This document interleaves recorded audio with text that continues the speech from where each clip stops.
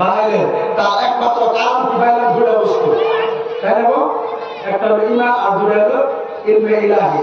যাই হুজুরের মাধ্যমে এসে গেছে, হুজুর না আসলে আমরা ঈমান ও ইলমে ইলাহি বিষয়ে আর একটু নামাজের আলোচনা করতাম।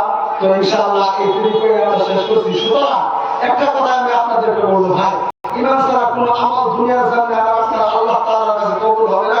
এই বিষয়ে মুসলিম শরীফের 406 নম্বর হাদিসে আল্লাহর নবী সুবহানাহু আম্মা আয়েশা সিদ্দিকা রাদিয়াল্লাহু তাআলা আনহা বললেন, হে নবী, জাহিলি যুগের মধ্যে ইবনে জুদআন নামের এক ব্যক্তি, তিনি আত্মীয় স্বজনের হক আদায় করত এবং কি পাড়ার লোকেদেরকে দান করত, গরিব মিসকিনদেরকে দান করত।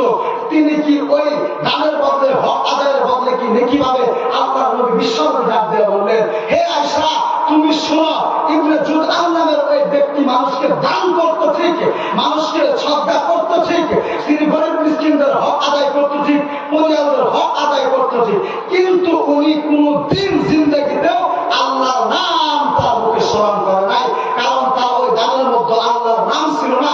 তিনি বেঈমান ছিলেন, তিনি ঈমানবিহীন দান করতেন, ঈমানবিহীন তিনি আমল করতেন। তিনি মানুষকে দেখানোর জন্য সাদকা দিতেন, তিনি মানুষকে দেখানোর জন্য দুনিয়ার জমিনে আমল করতেন। সুতরাং ওই আমলের বিনিময়ে তিনি একটা নেকি ওনার আমল নামায় পাবে না।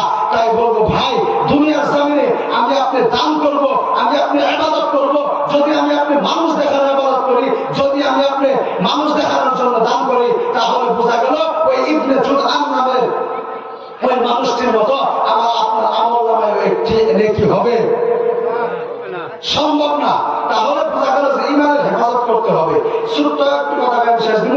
এই বিষয়ে আল্লাহর নবী দেখুন, এই জন্য বলেছেন, জাহিলি যুগ আমাকে, হে আমার সাহাবারা, তোমরা কি করো?